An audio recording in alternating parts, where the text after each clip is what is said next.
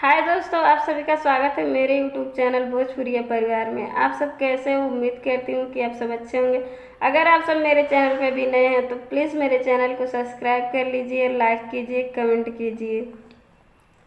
लिपि पोती के घरवा तू कैलू एतना सुनर, काथी के तैयारी करेलू हमर मुनर।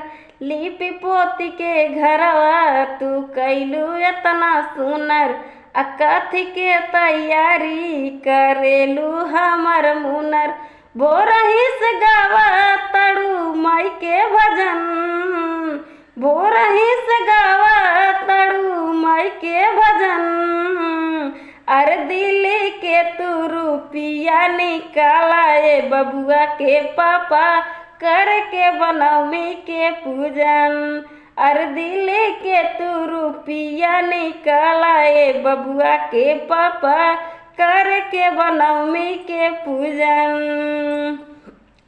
चढ़ते दशहरा तू त गाँव में बोलावलू, कौन कमवा पूछला पर नाही बतावलू।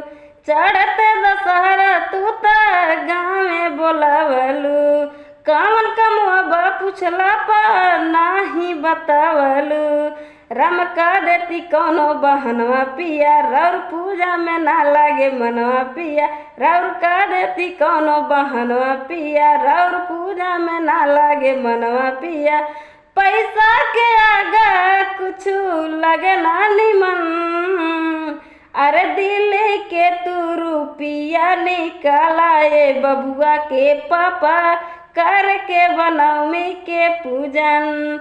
अरे दिल्ली के तू रुपिया निकाला ए बबुआ के पापा, करके बनौमी के पूजन। कहा तू तया लाइन का देती पेमेंट हो, हमारा इलाके कावन रहे अर्जेंट हो।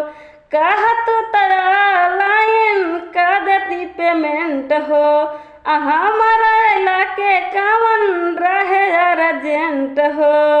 बोला लाइट के पूजा समनवाना, सूरज सुना लगत घर अंगनवाना।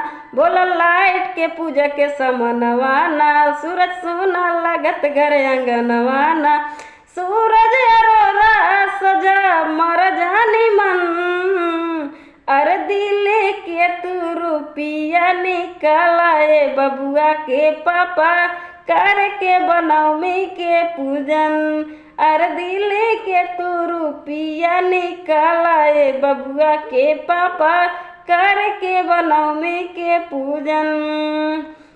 लिपि पोती घरवा के कैलू एतना सुनर, काथी के तैयारी करेलू हमर मुनर।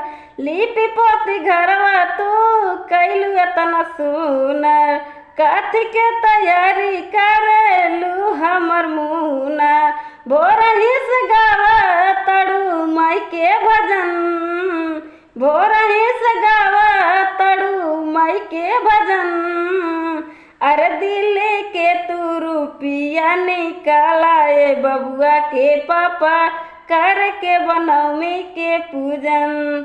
अरे दिल्ली के तू रुपिया निकाला ए बबुआ के पापा, करके बनौमी के पूजन।